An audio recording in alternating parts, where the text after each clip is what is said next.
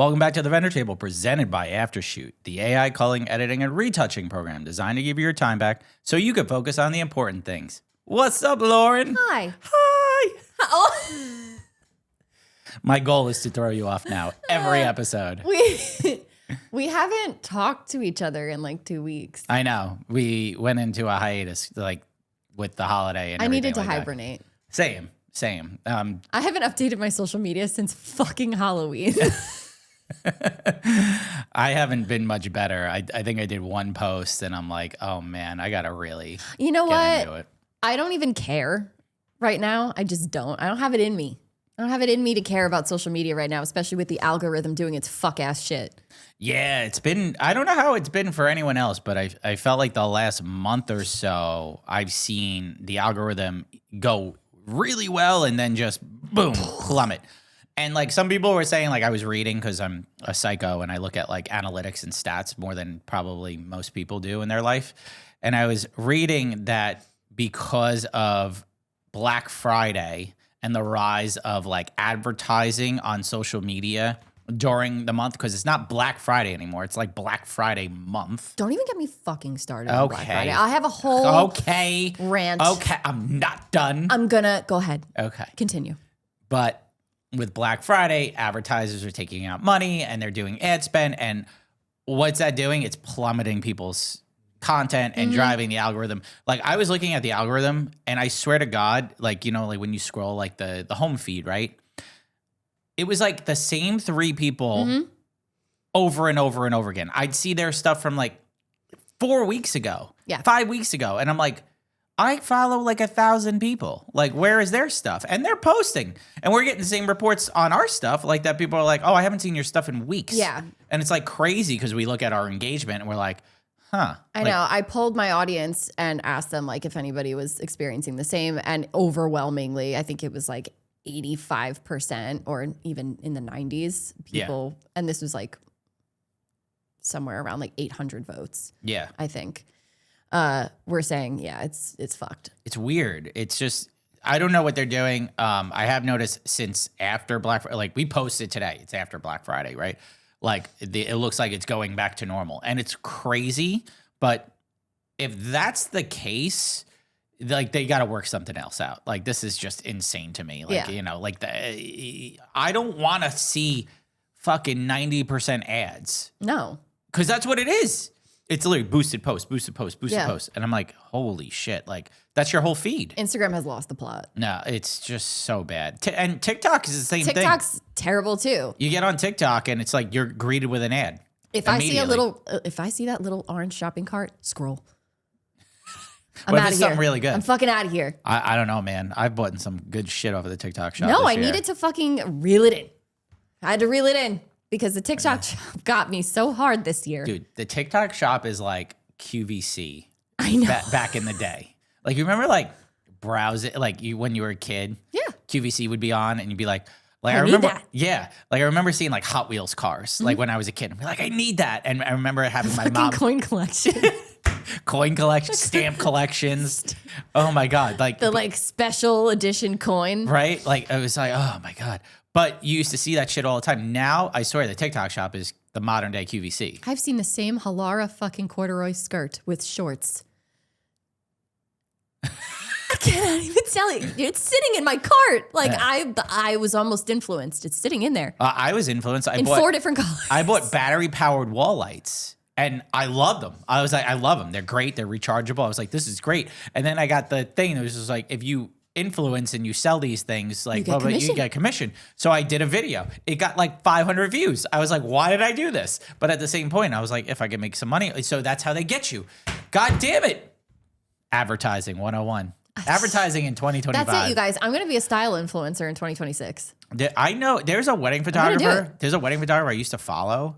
Like, I loved her work. She literally left and all she does is influence stuff. Like, she left wedding photography and now she's a full-on influencer, like 300,000 followers. And all she does is like influence stuff. Her average videos get like 700 views, but then she'll have one pop off for like 1 million. And like, that's how she makes their money. I was like, that's crazy. It's such a gamble. But you know, but such a gamble. But, I don't know. I got dressed today and I was like, this is a fucking fit. Oh, This is Fit a check. It is a good one. A lot of vendors doing fit checks this year. Because, you know what? It's a fun little thing. Okay. I actually really like it. And I'll tell you why. Because we had this conversation a couple years ago now where it was like, what do vendors wear? Do vendors have to wear all black or not? Yeah. I like it because it shows all the personality that people are putting into their wedding day outfits now. Yeah. I think it's great because then you have like the Lauren Ashleys who are dressed to the nines, right? Who are wearing like outfits that would be worn at like a black tie event. Yeah. And then you have like the Josh Huggetts who are wearing shorts. And a t-shirt. The same shorts and a t-shirt. Same shorts and a t-shirt and a hat. Every wedding. And Crocs or Vans or whatever it is that he fucking wears. And then you've got the people that are in between that Everybody are wearing like yep. florally skirts or like for you, the floral ties. I just like it. I like seeing what people wear to weddings. Yeah. I mean, I get that too. I stopped wearing the floral ties this year. I didn't really wear I them. noticed that. I really didn't wear the ties You this year. forgo the tie. I wasn't in the mood, you know? I You wasn't. were just like in the mood to show a little I chest hair. yeah. You're a little hussy. Little ankles and chest hair. The ankles were out. Ankles were ankling. Actually, I didn't wear a lot of the Cole Haans this year. I wore my boots a lot this Yeah, year. good Did boots. wear, but I wore black for the first time in a long time. Black with green. I felt like that was a good fit You wore all black for to WIPA Chicago. I did wear all black. And I was like, Michael, this is a Luke. I had a paisley green bow tie on. You had a look too. I literally think Vanessa Joy spent like a ton of money after she saw your look and like you sent her the link. I saw the combo and I don't gatekeep my outfits. If y'all want to know. I saw the combo and Vanessa's like, well, this was an expensive morning. She bought like 3 or 4 dresses. Anybody wants to know where I got my dress for WIPA? It's Club L London. Nice. Yeah. Okay. And I got influenced from a Facebook ad.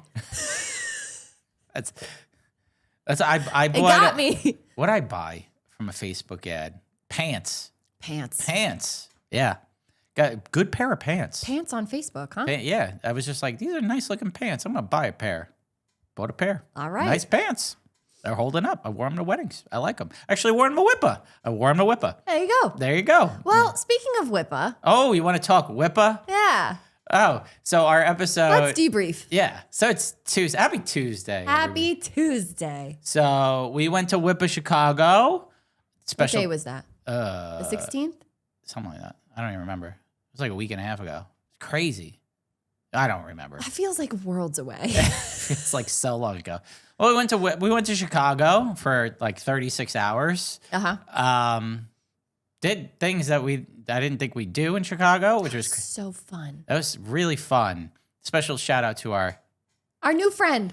Shout out to our dear friend Lauren Ashley. Lauren Ashley, who met up with us. We love her. We adore her. Hope you're doing better, girly. She's on a scooter. She tore something. What's with us befriending like really good photographers who just like end up on scooters? I know. I like, yeah, Vanessa and Lauren. But Lauren was just like, I have a surprise for you guys, right? And so met us in our hotel, and we walked like down the block essentially to this old building. She was like, I'm going to introduce you to my friend Tom. Am I allowed to say? Yeah. Oh, the Pittsfield building. Yeah. And introduced us to her friend Tom, who is better known as the skyscraper guy. Skyscraper guy, you guys. We met the skyscraper guy. The skyscraper guy on TikTok, by the way, and Instagram. He's huge. Who gave us a tour of his building that he's renovating. One of the most interesting people I've ever met in my life. And as a history freak, I was loving this because we got to see this building basically under renovation. He's keeping the history, loved the charm. He owns like, I don't know how many buildings in Chicago and stuff like that. He owns a few wedding venues. That's how they're friends. And we were like, this was unexpected. We went to the top of Chicago. We got a view of the top of Chicago. That was kind of cool. Yeah. It was it was awesome. So we got to see some really cool shit. Yeah. But then we had WIPA, and special shout out to WIPA Chicago for having us out. We were honored to be their featured guests of the evening, which I didn't know that was a thing. Stephanie, Jennifer, Christina, Darrell, wonderful, wonderful, wonderful people. Thank you for welcoming us. to Chicago. We had an absolute blast getting to know everybody. We met so many incredible vendors at the event and everything like that. Let's talk about the event. You want to break down? So we did a live podcast from WIPA Chicago. It was, I don't know if they recorded it. I know they shot it, but we should talk to them and maybe we could get that recording. We were a little tipsy by the end of the night. So. We had a flight the next day at 7. Oh my God. We were at the airport at what, like 4:30 in the morning? Yeah, I think I slept 2.5 hours. Yeah. But we did our live show. So essentially like what you guys are seeing here. But we did it in front of a 200-person audience. Which was cool. That was the most people we ever presented in front of. So we were like, the fact that we're doing it in front of live audiences is just baffling to me. It's so mind-blowing. Cool. Yeah. And also thank you to everybody who... Yeah. Thank you. They sold out like early and they apparently had a wait list of people. I loved it. It was amazing. Also, special shout out to our amazing assistant. Lauren Tassi. We love you so much. She was a big help. She filmed content for us. I also want to shout out the hair and makeup team for making me look like not a gremlin. Oh, yeah, you got hair and makeup done. That was cool. They didn't offer me hair and makeup. Chicago Bridal stylists. They were so, so nice. I didn't get offered anything. It's fine. It's fine. It's fine. I did my own hair and makeup. I looked amazing. They made me look so pretty. That must have been cool to get your hair and makeup done. You know, like it's been a really long time. But getting into like what the show was and everything like that. So we did a whole thing, and like the goal is to like kind of have vendors walking away talking essentially like about changes in the industry, what's happening. You know, we were talking about like, you know, trends. Pretty much everything that we talk about on the show is like a condensed version of what the vendor table is. Right. Talking about everything from like what the celebrity effect on weddings, like Taylor Swift's if I hear that woman's name one more time. Pending influence, Lauren's favorite topic, TikTok and Instagram, and also like everything that's important, I think, in today's wedding climate, right? New generation getting married. Gen Z is getting married, right? And so we broke it all down. We did a whole presentation and we were doing like, I'd say like breaking down everything. And it was really awesome. It was really cool to see reactions. By the way, WIPA Chicago, thanks for the intro song. Wow, yeah. Trolling level 1 billion. Yeah, they trolled us with playing. They introed us to September. And honestly. Bravo. Hat tip. Hat's on backwards, but I'm tipping my cap. You get it. You get it. But it was really fun to talk about that stuff and just have a conversation, engage the audience and stuff. We got to a point of the presentation where we were talking a little bit about how the industry is changing, right? Where Gen Z is relying on influence, not from bridal magazines anymore, but from social media. And they're utilizing social media much more now than they have in years past. And the influence from magazines, their culture has to shift. So we talked a little bit about it. Well, that brought up conversations. I think it ruffled a few feathers. We ruffled a lot of feathers. You know, when we started this show, we wanted to talk about transparency in the industry. That was like always the goal, is to showcase the industry and be transparent about it. Talk about things that maybe make people feel a little uncomfortable. And I think we did that. Yeah. Yeah, no, it was a good time. We had like a pretty, I would say a stimulating debate. It turned into a little town hall, I'd say, towards the end. And we didn't intend for that to happen. That was not the goal. We were going to have a Q&A section, but it just kind of like derailed a little bit. Yeah. But we ruffled some feathers, especially with the publicists and the publishers and the magazines that were in attendance with a few statements. One was we were at the point where we were talking about like how couples aren't getting their knowledge now from magazines, like from physical magazines, so like from online publications. They're not going to Brides, they're not going to Vogue anymore to get that inspo as much as they were in years past. They are on TikTok, they are on Instagram, they're scrolling, they're doom scrolling. Their FYPs are tailor made to now inspiration, bridal inspo. They're on Pinterest making mood boards. And it's a newer generation getting married. They're not relying on the magazines to, curate to them as much as they were in years past. Their parents may be, but the couples aren't. Correct. So we brought that point up, and that ruffled some feathers. And what we saw was the magazines basically say, couples are still using us as a resource. We get that. We're not saying that they're not. We're not saying that they aren't, but at the same point, they need to understand that the industry is shifting. It's changing. And a lot of these publications have shifted with the times. Like, for instance, Vogue, like Vogue Weddings, like they have a big social media presence. Brides had a big social media presence, and look what happened to them. Martha Stewart's wedding, big social media presence, look what happened to them.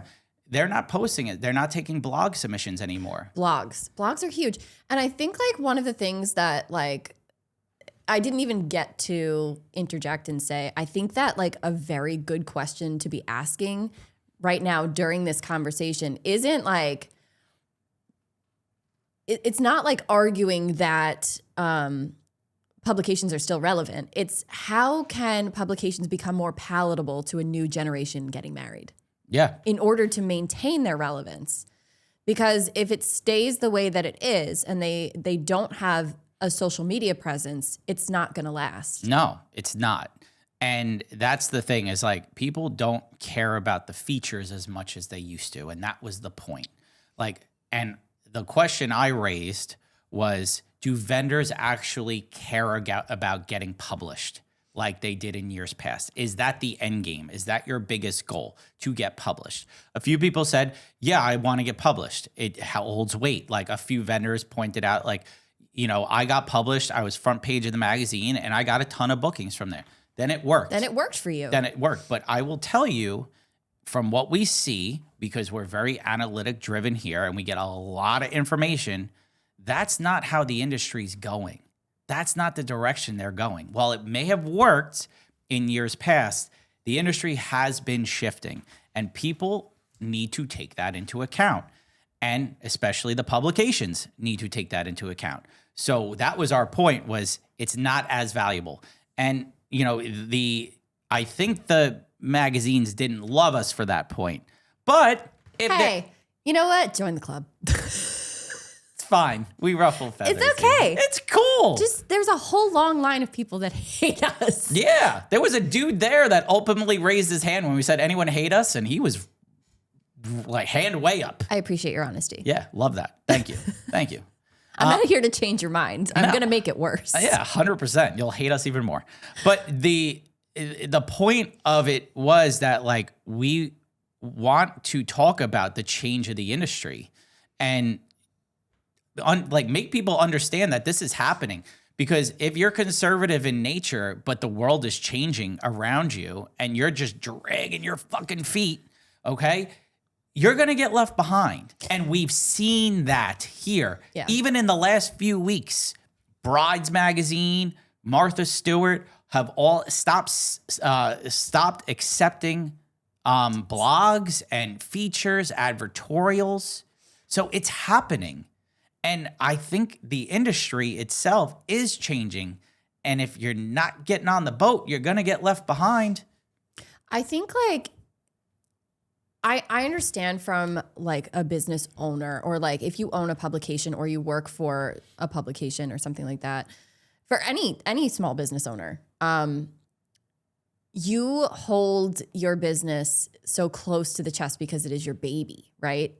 You hold it in such high regard that sometimes it feels so uncomfortable and upsetting when things are changing. And instead, like sometimes the reaction is to just like dig your heels in and be like, no, it's working. It's working. It's still working. Everything's fine. For now. But you want to be ahead of the curve. That's the thing is like we're seeing the industry shift. You have to remember millennials aren't getting married as much as they were. Gen Z is. Mm-hmm. And Gen Z is not browsing brides.com as much as they used to. They are not browsing websites as much as they were. Where are they going? Where are they going for inspo? They are hopping on TikTok. They are hopping on Instagram. Pinterest is huge. Pinterest is gigantic. They are doom scrolling until their faces are blue. Okay? Because of the fact that that is how they get their information. Most information now comes from social media. It's just the way it is. Listen, I am not Gen Z, and that's how I'm getting most of my information. 100%. I get my news now mostly from social media. Right. And which is crazy to think, but you want to get your information quickly in your face. And you have 3 seconds to sell somebody, and they'll stick on that. So what they're finding is Gen Z is staying and doom scrolling. And then what happens is, because social media is so smart, their algorithms then get tailored to that content. Bridal inspo, like wedding inspo, wedding photography, wedding planning, wedding florals. They start seeing these things pop up as soon as they open the app. Instead of going to a website and typing in top floral trends of 2025, it's already there. It's already in their face. And you have to understand that. And that was the point we were trying to make, is the industry is shifting. And do publications hold the same weight as they once did if they don't have a social media presence? No. They do not. They do not. So that was the point we were trying to make there, is the industry is shifting. And if you are a publication, and you may hate us for this, pointing this out, but if you are a publication and you're not evolving with the times, you're going to get left behind. I think it's just, like, you can hate what we're saying, but you can use what we're saying as an advantage to get ahead of it. We've seen increase your presence. We've seen so many places pop up where they are so useful. Like, okay, for example, Wed Vibes. Wed Vibes isn't a magazine. They weren't a major publication or anything like that. But Wed Vibes has a huge social media presence. They point out trends. They do top 10 photographers. They do like all that stuff.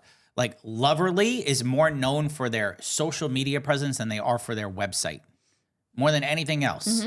What's the other one? Oh my God, there's so many of them that I see. Junebug weddings, yeah. Junebug weddings. Like all of these started as social media presences, and they built websites around that, and they have blogs and they do that. But where does their inspiration come from the most?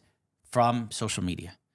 So you have basically these publications that started on social that now are shifting to websites, versus the ones that were websites and print that aren't valuing social media, and they're just basically like wondering what's happening. When was the last time you bought a fucking magazine? I couldn't even tell you. A digital magazine even couldn't even tell you how, when I subscribe to a digital magazine, I don't give a shit about that. Who does? Like, sorry. Oh. I think like the last time I bought a magazine, it was like a few years ago, and it was like soup season, and it was about soup. It was like a soup recipe book or like magazine. And I was like, I fucking need that. And that was it. It's still in my house. Soup season magazine. Guys. It was all like fall soups. And I was like, I need that. That's the time for soups. Soups. It's soup season. Any as soon as it gets cold, she's like, it's soup season. No, forget it. All year is soup season. I don't give a fuck. I will eat hot soup in the summer. Are you really? I do. No, you're a freak. Oh God. I'm not gonna eat cold soup. Gazpacho? I think not. I mean, if it's a good New England clam chowder and I'm like sitting somewhere outside, I could do that. So good. I love a good clam chowder. It's gotta be chunky though. Gotta be chunky. Gotta be chunky. I don't want fucking. Do you like Manhattan clam? No, not really. Not really. Lobster bisque, I'm a big fan of. There was a restaurant that I used to love. They used to make a soup called beer cheese soup. Oh yeah. It was fucking delicious, dude. It tasted like melted mac and cheese. It was so good. Okay, derailed. Here we go. Oh my God, I'm so hungry. ADHD brains. Sorry. Okay. But publications, I don't think hold the same weight as they once did. And I personally don't think vendors, their end game is to get published. I hate to tell people that, but that's the truth. I mean, I'm a wedding vendor. I don't care about being published. But at the same, I know there's ones that do, and I understand that they do, and maybe it will lead to more work. But we put out a clip that basically asked that question, and people were like, I received no business from getting published. None whatsoever. Okay. I had an advertorial. I didn't see any business from that. It looked cool on my Instagram, but it didn't book me any more business. That's what we're hearing, and that's what we're seeing. It doesn't hold its weight like it used to. So for people that are going to fight us on this, we're just presenting information and facts here. It's not as valuable as it once was. Right. I think a lot of people are forgetting that we have like such a wide audience, and people tell us stuff. You know, we ask questions, they give us answers. We're reporting this stuff based on what we're told. We run polls all the time, and when we run polls, we get more than 4,000 people answering those polls. That's a huge, huge, huge response. So we're reporting information back from people, and we're just presenting it. Like when 90% of the people say something that they don't care about being featured as much as they used to, hey, we're reporting the facts. But again, no one's saying fuck publications. Like, just, you have to move in the right direction. It's like a cautionary tale. It's just... It is. You have to pay attention to how things are moving in the industry, or you miss out on it, and then it's too late to catch up. Yep. That's it. That's it. That's it. That's it. But I loved Chicago. I love Chicago too. We had some great conversations in Chicago. So many of you came up to us. Two of you made me cry. Damn it, every time. Oh God, yeah. Someone made me emotional, I will say. Like they came up, and I'm so sorry because I was like 6 fucking vodka sodas in, and I don't remember where I was. Like probably the last half hour. Sorry guys, if you talk to me, I don't remember anything. But Lights are on. No one's home. But you guys were amazing. To do that was really cool. We felt so welcome too. Everybody was so nice. So nice. Chicago is a beautiful city. So much history. So much history. I love the architecture. The other thing, someone brought this up in the debate. Okay, in our conversation. Oh dear, here conversation. And I don't like to tell people they're wrong. I don't like to tell. You're entitled to your opinion. Okay, you are entitled to your opinion. Mike doesn't want to have to tell you you're wrong. I really don't. Like it was, like even with the publications and stuff like that, you're not wrong. You just have a difference of opinion. But there was one person that got up and they were talking about personality doesn't sell your business more than your actual work. And that is the first time I think I openly said to somebody, you are 100% wrong. 100% wrong. Because I hate to say this today, but your personality will sell your business more than your actual work 100 times over. And that's just facts. That's sales, baby. That is sales. That is sales. That is how it works today. People don't care about your work as much as they care about your connection, the connection to you, I should say. Because I'll be honest with you, I am a okay photographer. I think I'm a pretty good photographer. My work is good. It holds up. I think it's really nice, but I think it's really nice. I think it's really nice. But at the same point, people have inquired with me more when I post a reel or TikTok showcasing my personality versus my work 20 times over. So I am seeing that, and others are too. Some of the biggest pros in the industry preach personality over work because your personality will sell clients. Now, hold on. Let's be clear. Let's be clear. You have to have good work. You can't suck. You can't suck. You can't suck. You got to have you got to know what you're doing. Got to know what you're doing here. Okay. But at the same point, the final product, if it's good and it's a good final product and you're delivering what is promised, the personality will push you above and beyond. the personality will sell you to the next client, will sell you to their friends, the word of mouth, all that stuff. Do you know how many weddings I've booked for? Like, I booked the bride's wedding, and then every bridesmaid in that wedding party, I did their wedding. I had 2 friends groups that it's like that. 2, where I literally had a wedding this year where there were 6 couples, 6 couples in attendance that I have photographed. That's incredible.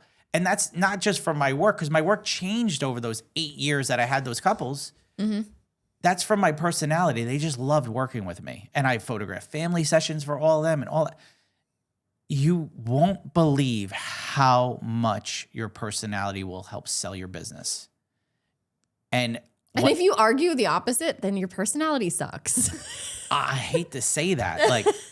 Like, unless you're somebody that is so fucking rock star good that you don't have to put yourself out there. And they are out there. They are. There's plenty of people out there that I don't see them ever put themselves out in front of the camera. Because they don't have to. They don't have to. They're just so that good. They're so talented. But the regular, everyday, average Joe Schmo like us. I'm going to say 99.2% of vendors out there should be putting themselves in their business. I love your like random Analytics. estimations. My analytics. 99.2%. Yeah. But I'm going to say, like, not everyone is Jose Villa. No. Not everyone's Mindy Weiss. Not everyone's the best of the best of the best. Okay, you might get there one day from your work, and you might get seen more, like, because you are just an incredibly talented professional. But not everyone's going to ever get to that level. So you're selling yourself short if you're not showcasing your personality in your business. So we're super excited to announce a partnership with Aftershoot. Aftershoot AI is designed to speed up and simplify every step of the process, from importing, culling, editing, and exporting. Aftershoot truly changed the game for us as wedding photographers. I love Aftershoot. Isn't it so great? Yeah, culling is super easy. Editing is super easy. You train your own profile based on the way that you edit. It's so good. You know what my favorite part is? What is it? Unlimited edits. Isn't that great? Like, it's just, you pay one price per month or per year. You're locked in. Amazing. Edit as much as you want on the go. Like, you could be on an airplane and it works. Okay, I changed my mind. That's the best part. Like, love that. Like you be on the go. You don't need internet to work the program. It is so simple, so easy to use, and it's incredible. And I think you guys should try it out. You can cull thousands of photos in minutes with AI that helps identify the best selections. Build an editing profile based on the way that you edit, or you can even select one from top industry pros. Export right into Lightroom, Capture One, or Bridge for fast and accurate results. So with an Aftershoot subscription, you get an all-in-one AI assistant that can cull, edit, crop, straighten, export, and now you could also retouch using it as well. No paying an extra, it's all included. You can try it for free for 30 days using the link in the show notes and use code TVT15 for 15% off a subscription purchase. So if you've been listening to us for a while, you know that our website is powered by PixieSet, not only for the vendor table, but for our own personal businesses. How long have you been using PixieSet? Oh my gosh. I've been using PixieSet, I think, for the last 8 years. Damn, that's a long time. You know how long I've been on PixieSet for? A lot longer than me. 2014 is my first gallery, and it's still up there, which is crazy. Why did you pick PixieSet? It was just the easy use. I'll be honest with you, is the most easy platform to use. You upload your galleries to it, and bam, they're there. Easy access. You could password protect it, pin code protected. So if you want people to download the photos, you just give them the pin code. It like makes downloading really easy. They could favorite, they could save, they could even, there's a shop attached to it. So you want to order prints? Boom, directly through their gallery. I remember choosing it specifically because it was like an all-in-one situation. Like I didn't have to get a separate website. I could just do everything in one spot. So I built my website. I have the gallery delivery. I could blog. It's got everything. It really does. It has everything that you could ever ask for. I moved when they started website building. I moved my website over to a PixieSet website. It's so easy, drag and drop design. They have so many features that they release all the time. The templates are great too. So if you need a starting point, they have all these templates to choose from. And examples, fonts, styles, colors. You could change everything. It honestly is the most incredible web design thing, and it makes it easier because I'm not a web designer. I don't know how to design things, but Pixie Set makes it easy. Plus the studio manager. Oh my God, Studio Manager. So if you need like a CRM or a Studio Manager portal, they have one. Everything's included, and we're super excited to partner with them. Our website's powered by Pixie Set. It was kind of a no-brainer. And yeah, it really is. Vendor table, powered by Pixie Set. Powered by Pixie Set. Wedding vendors. Do you need a contract? The Legal Paige is a legal education platform for small businesses and a contract template shop. They help you get legally legit in minutes. So we're super excited to partner with them. Lauren, I know you've been using them for a long time, and I started using them last year. Damn. Listen, on top of being one of my favorite people in the universe, Paige has created such an amazing resource for wedding vendors. They are the resource for wedding pros looking for full length contracts, short forms, a la carte clauses. So whether you're a photographer, videographer, planner, florist, DJ, you name it, the Legal Paige is a contract that will make your business legally legit. All contracts have been reviewed and critiqued by industry-leading professionals and come with free future updates made by the Legal Paige's legal team. So Paige also is a retired wedding and family photographer, but she is an attorney, so she has a very unique perspective and expertise when it comes to photography contracts. She offers free education through their blog posts, podcast episodes, and YouTube channel. You know what's super cool about this, Lauren? What? We got a code. I love codes. Right? So you could use code TVT10, and you know what that gets you? 10% off. Anything in the shop. So you want to get your business legally legit, check out the Legal Paige. You know? I do it all the time. You do. There's a video of you eating a cannoli on the dance floor. I bet you got leads from that. Let me tell you, my ideal client has been discovered, and they have found me. And it is going well. And so that's the best thing is like, I got purple suits, goth brides that wear crowns. I have another one where I can't even talk about it because I'm so excited about what they're wearing. mm-hmm. Oh my God. This is coming. This is next week. Next week. Oh my God. Which is going to be a whole thing. Okay. I know. I got to get on a plane. Yeah, you're very excited. I'm very excited for you for this one. But no, like personality also, what she just said, helps you find your ideal client and will help you connect with that ideal client more than anything else. Because that's the other part of this is as a wedding vendor, you want to have connection with your clients. You really do. You want to have connections. And if you're not forging those connections or you're not having those connections right at the get-go, it could lead to a lot on the back end that's bad. Mm-hmm.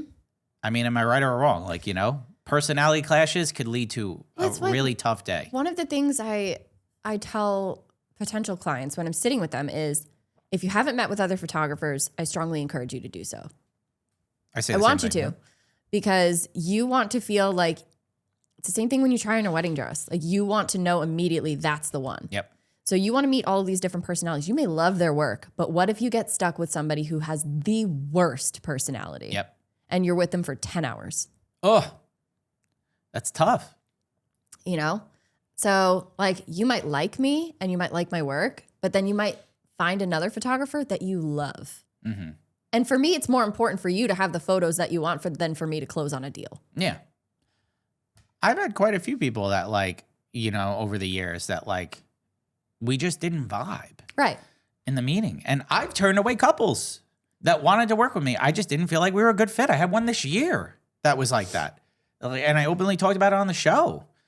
But if you don't vibe with your couple and you're front facing, I think is like photographers, planners, things like that, where, you're with the couple the entire day. All day. Even DJ, I feel like you need to have a good personality, bands, things like that. But if you're a front facing vendor and you don't vibe with the couple, that could be a really long day for you. Yeah.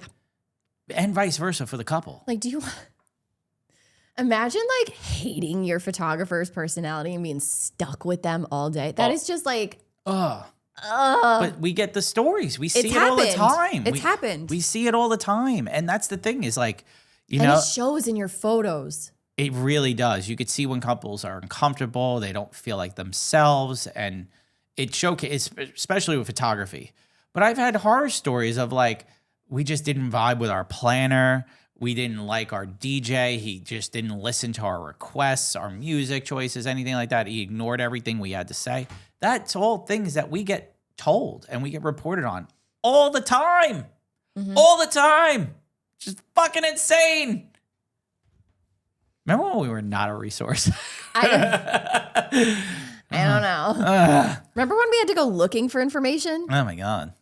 Yeah. Now we don't have to anymore. You guys just send us shit. Yeah, this is great. All this stuff, like we didn't even have to look it up. No. But that was really, I mean, half the episode we knew we were going to talk about WIPA. And WIPA, I think I mean, we knew we were going to talk about this particular it was so valuable. thing. It's a very valuable, valid, and relevant topic. Yeah. So we thought, may as well. Yeah, and I'd love to bring, I think, a wedding publication on the show, like a big one. I'd love to bring like the chief editor of fucking Vogue or something on the show. Oh, that'd be great. That'd be cool, like just to talk about like certain things because, you know, and have them answer hard questions. Like one of the questions I had was like, I asked that publication, I was like, are you charging vendors to advertise with you or to be featured? And they said no, and then all I saw were people grumbling in the audience and being like shaking their heads. No, like that's not true. That's not true. Yeah, I think that was a little disingenuous because, and listen, I don't know. You may not charge for a feature, but are you charging them to be a preferred vendor in your platform, to advertise on your platform? That's the same thing. It's the same thing. You're charging them to be a part of your society type thing, to get featured. Okay? You have to pay for a membership to have the possibility of potentially being featured. That's, I feel like, even worse. Yeah, I don't like that. I don't like that either. So, I mean, but to each their own. If they get you business and you're a wedding vendor and they're getting your business, keep doing it. Keep working with it. Keep working. If it works for you, we said that too. If it works for you, keep it going. We're just kind of reporting on the shit that we see, how the industry is changing. And that's how it is. You can take it and Take it or leave it. do what you want with it. Take it or leave it. You know, that's Yeah. all. You know who I met, though? We met at WIPA. I'm so sorry I forgot your name. Again, 6 vodka sodas deep. You know, horrible. A little toasted. I met one of the biggest things I've seen over the last couple of years is the dog chauffeurs. Dog lady. The dog chauffeurs. The dog chauffeurs are so big now at weddings. And I really think that, you know, because millennials and Gen Z especially love their pets so much and they want their pets involved, if you're not using a dog chauffeur on your day, You crazy. you crazy. Listen, Mike and I had this little debate. What was it? Maybe like a year ago about like, do dogs belong at wedding? I say yes all the time. Yes, bring the dog. I don't care. I do not give a fuck. The dog belongs at the wedding. And then the dog can go. Yeah. But the dog should be there if you love your dog that much. Yeah. If the dog's a part of your day, and like this was pre the days of dog chauffeurs. I Yes. feel like they've come the last couple of years. Exploded. Like, but with a dog chauffeur, you don't have to worry about like the stress. Yeah, make smart decisions. They watch your dog too. Like they'll watch your dog all day. They'll go home and watch your dog. Like they take your dog to the event. If you want your dog to walk down the aisle, they will walk the dog down the aisle or do whatever they need to maintain the dog like throughout the day. They stay with the dog at night while you're enjoying your party and everything like that. It's basically like, you know, A dog babysitter. a dog babysitter. Yeah. And I know like these are becoming more popular, but it's the truth. I don't think we ever talked about it on the show. No. So if you have a dog or a pet of any kind, that Hamster. like a hamster. Imagine you were to bring your hamster to your wedding. I'm sure there are people. I seen a dude with a pet crocodile. Okay. You know, I have, but if you like the horse people, like, you know, horse people are fucking cool, dude. Bring your horse to the wedding. Oh my God. Ride in like that majestic woman. Oh did. my God. That video lives rent free in my fucking head. Majestic. If you haven't seen the bride Oh arrive my God. arrive via horse, but she didn't just arrive via horse. She fucking. It was a full on, like, what is that, a gallop? Like just trotting in, She was cruising on that horse. fucking flying. So cool. Train just blowing in the wind, so Sick. majestic, like something out of a fucking fairy tale. Just amazing. Oh, That was stunning. Yeah, love a good horse arrival. But if you have We're back to the dogs. back to the dog. If you have a dog and you need something, the dog chauffeurs are so worth it. They really are. They really are. Or cat chauffeurs. We're not biased here. Yeah. I mean, I've seen cats on leashes. Crazy to me, but I've seen it. You got to have the right cat for that. Yeah. I'm not a big cat person. Are you a cat person? Here's my thing with cats. I'm very allergic to them. Same. But that would not stop me.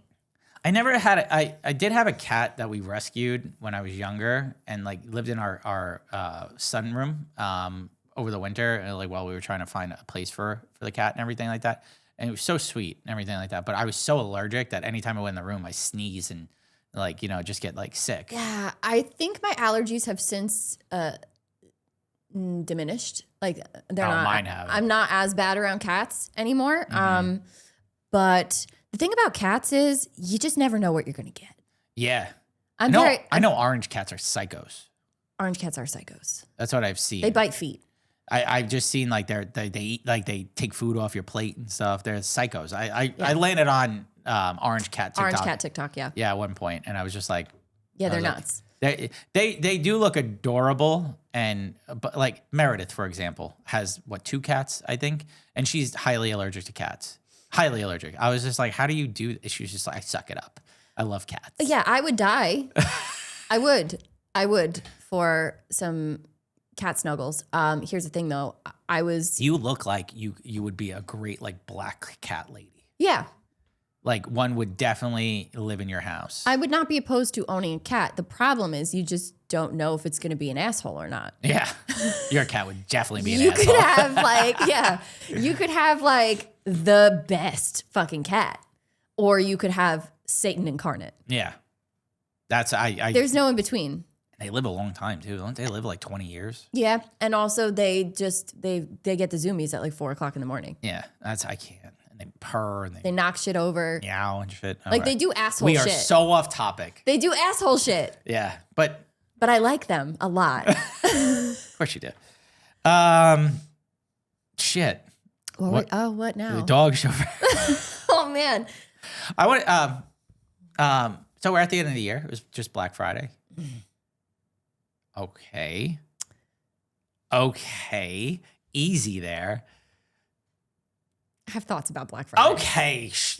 Save your thoughts. I'll save it for the next episode. Wait, did you buy anything? I did. Yes, I Okay. did. What'd you buy? I overhauled all my lighting. Yeah? I did it. What'd you buy?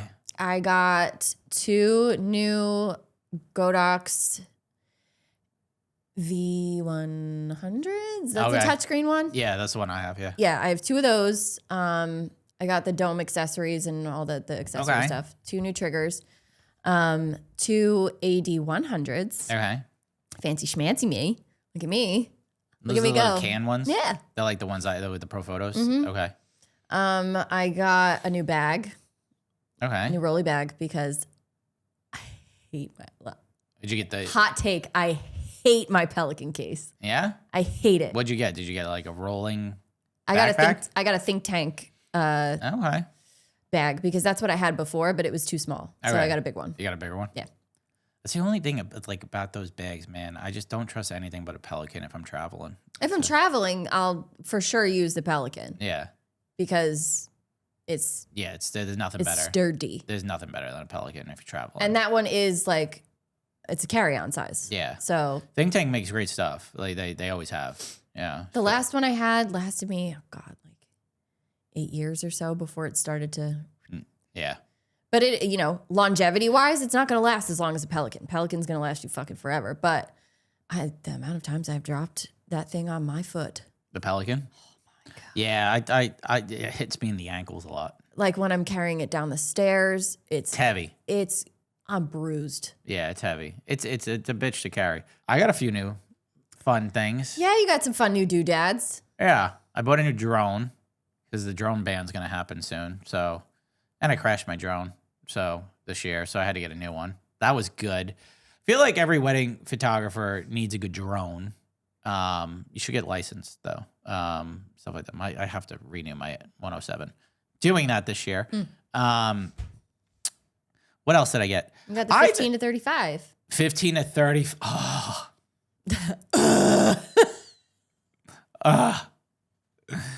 Contain yourself. The 15 to 35 is such a fucking incredible lens. Fucking incredible lens. I don't think you have lived until you have a wide angle 2.8 fast shit. Just so good. F2.8, 2.8. I was going to say it's 2.8. It's 2.8, but it's still good. That's kind of good though, because like what you would need it for is like wide stuff. Like you kind of want to capture as much detail as possible. I think my favorite shots of the year have been on a wide angle. I've been on the 15 to 35. I had some bangers on the 15 to 35. And I know everyone's going to be like, 28 to 70. Blah, blah, blah. I think if you're making a purchase. Oh my God, he's going to do. Oh. If you're making a purchase, the 15 to 35 is more valuable than 28 to 70. It depends on what you shoot. Just me saying that. Depends on what you shoot. I will be purchasing it next year. Oh, okay. Because I love architectural shots. Like I like getting wide angles at churches. Like you know this about me. I love shooting in churches. I just love moody church portraits. And you used mine this year, didn't you? Yeah, at the theater. I do have a wide angle lens, but full disclosure, like everything that's in my bag, it's old. It's old and it falls apart. And this dinky little lens I've had for like 10 years now, and I got it because I needed something wider than a 24. Yeah. For dance floor. Yeah. It's just not cutting it anymore. Lenses last a long time. It's the best investment you can make is good glass. Yeah. Glass will outlast your camera. Like I completed my RF lineup this year. Like, so all my lenses are RF. I don't have to worry about the adapters anymore or anything like that. So I'm done. But there might be one. Maybe I'll buy some. I don't know. There might be one that comes out that I'm like, I'm kind of okay. Like, hear me out. Here you go. Hear me out, because like I saw Brits 70 to 200. Yeah. And I was like, why do I want it? Really? Yes, I want it. Really? I actually really like it. It's not like, I mean, you know what the old one felt like. Yeah, I haven't used a 7200 in years. So once I got the 135, the photos are gorgeous. Yeah? Gorgeous. And like, as much as I love my 135, because it is prime and it is beautiful and she is fast. She is baby. She is baby. I want more range.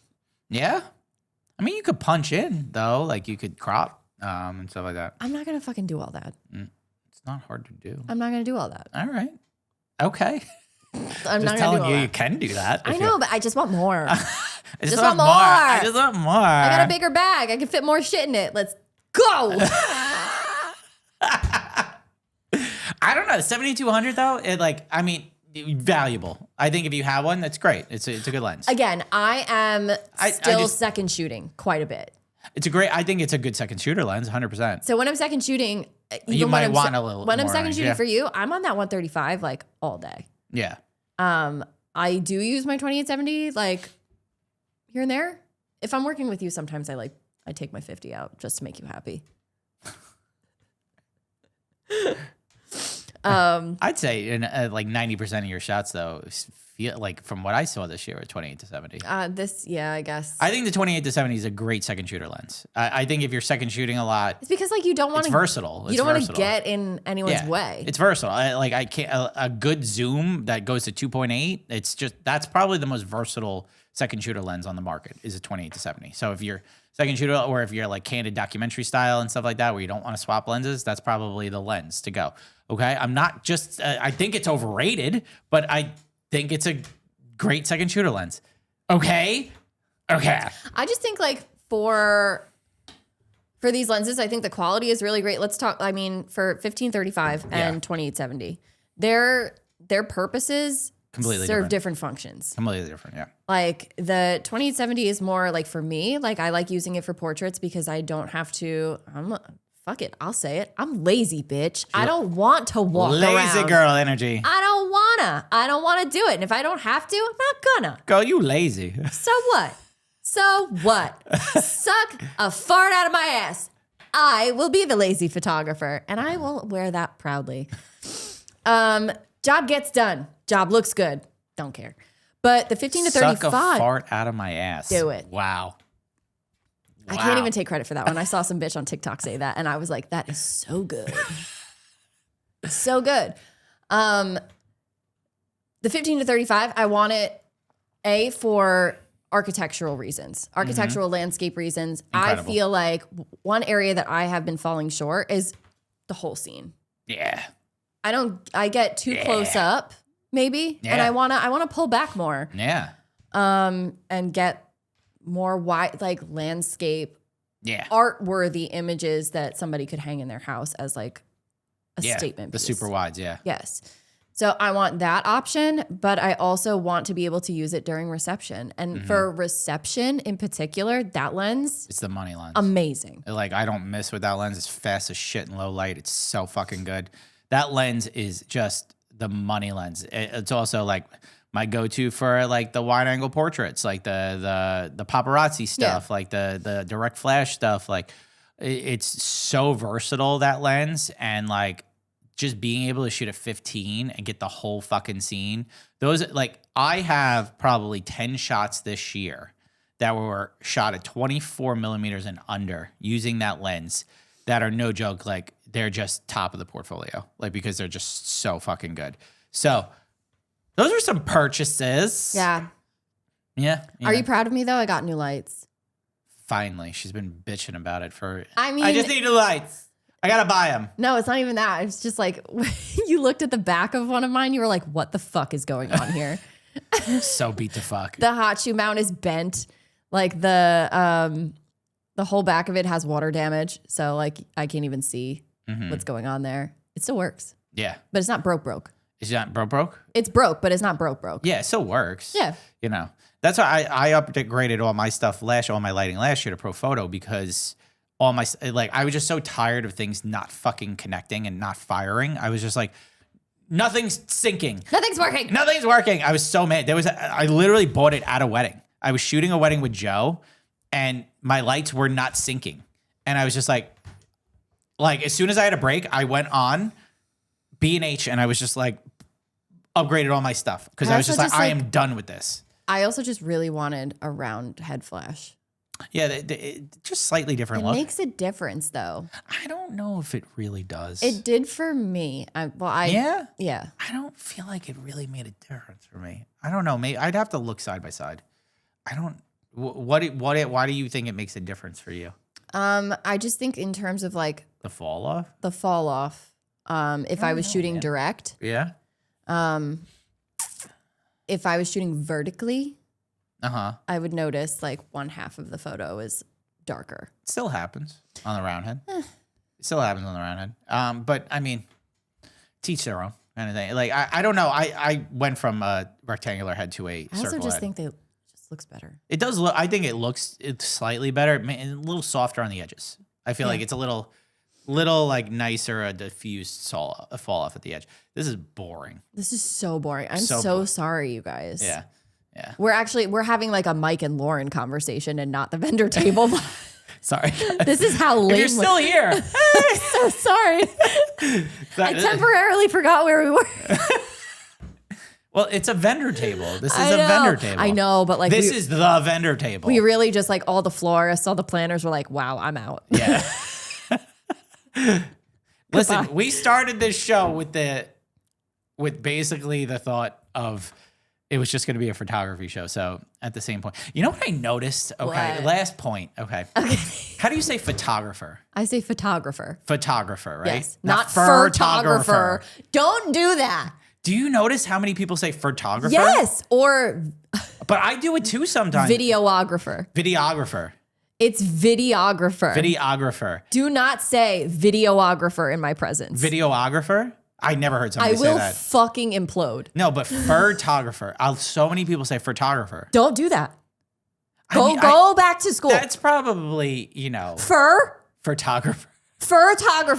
Photographer. I notice though, I say it sometimes.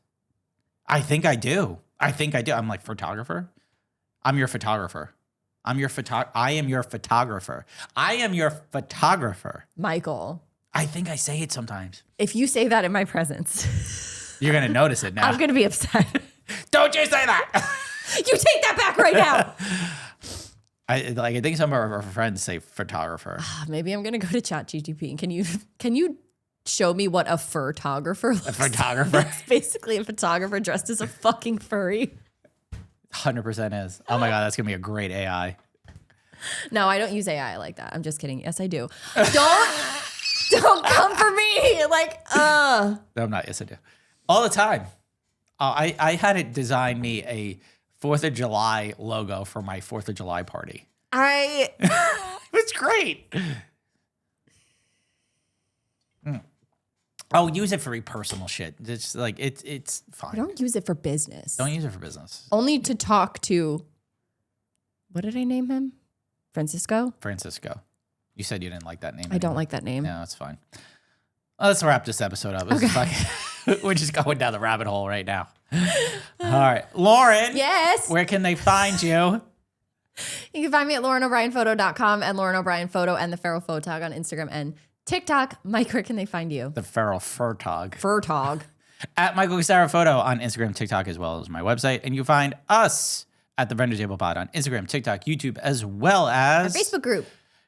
And merch out. Merch. New designs coming soon. Oh yeah. New designs. We got some spice coming. It's fun. Yeah. And we will catch you next time. Okay, bye.